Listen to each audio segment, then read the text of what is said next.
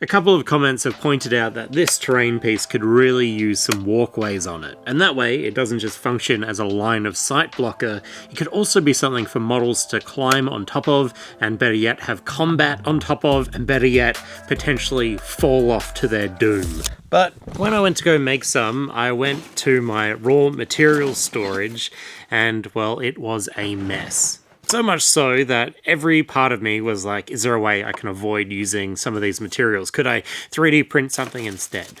Which tells me it's time to finally clean up. And so I neatly organized my raw wood stock. That's what I call it. It's just pop sticks and toothpicks and skewers and balsa wood into all its categories and shapes and sizes to be neatly stored away. And now I'm really excited to use it. I did the same with my plastic stuff too, because I think before I do anything, I need to put this model on a base. This model is incredibly heavy, and because the base is made out of foam, my worry is all the weight compounds onto the soft foam base, and if it gets tilted or stored on a bit of an angle, it will put too much pressure on this foam and like start to round it off and crack over time. So a nice solid base, I think, is essential.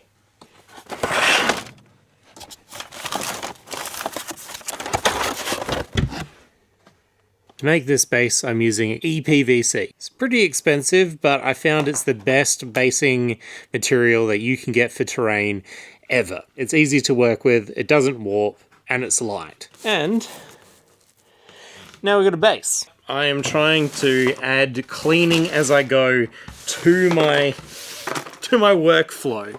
See, I've been cleaning every single morning that I get into my workshop. No matter what state it's in, it's the first thing I do. And honestly, it's a habit I've never had before, and it has changed my enthusiasm to work so dramatically. Because I'm constantly maintaining the space, I have to clean less and less and less and less every single day. However, I think it'd be even better if I clean my space before I left for the night. And that way, when I get in, I could just go. So that means cleaning as I go now, so I have less to do when I'm tired. I'm using hot glue to affix the model to the base because hot glue doesn't shrink when it dries, which really helps cut back on the warping of a base. And it's cheap and fast.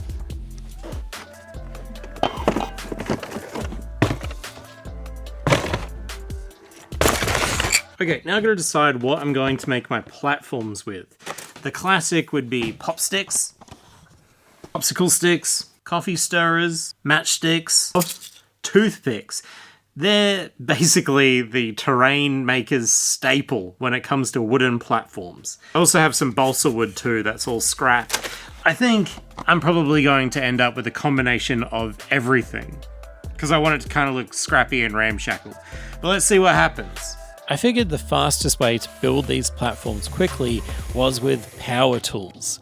By drilling holes that are slightly bigger than the toothpicks, the skewers, the balsa wood pieces that I'm using, it would give me a little bit of wiggle room that would hold the pieces in place, but also when I'm attaching planks to another plank, to another plank, to another plank, there would be enough room for it to move around that it would make adhering planks to each other easy. A bit of slack to compensate for my bad alignment, for my lack of measuring. To get a nice raggedy, rickety appearance, I'm basically cutting these little wood planks at random lengths, and just trying to make them fit and make them make sense in like a physical realm. So I stack some of them on top of each other to act as like weight on top of another plank, or if it looks like it needs a bit of a counterbalance, I'll get a bit of cork and put that on one side so it kind of looks like a rock weighing it down.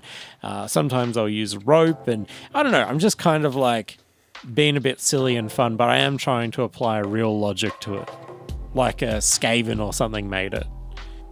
I'm also thinking about this stuff practically, like how will a model actually stand on this stuff? Do I need to add another plank here so that the platform is flat, or do I actually add a plank that's slightly higher on the far side so if a model is tipping, it tips towards the tower rather than over the edge?